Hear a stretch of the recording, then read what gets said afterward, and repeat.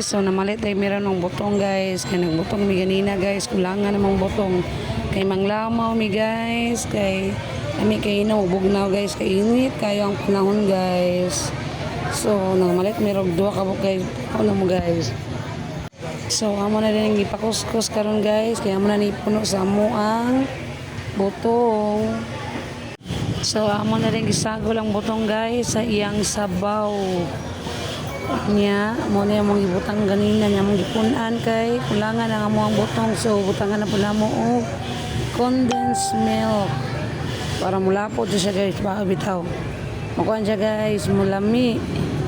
So amo na siya gibutangan og ice para mabugnaw-bugnaw ang among utok guys. Charot bitaw guys para mabugnaw para masamo sa kalami guys. So utangan na mo sa duha ka buk ice og Skyflex nga duha. Sarog di ta magpagatas sa nigmaayo. So ato na siya i-mix ini kahuman guys. Ni ato sa patitiyuran para mulami gyud siya maayo guys. So mana din ang amuang finished product daw guys. Panglamaw ta guys, manimo ta ninyo guys. So paggatas sa miyani guys. Kay mura kulang-kulang nagyutag duga ani guys te. Dugo guys ba.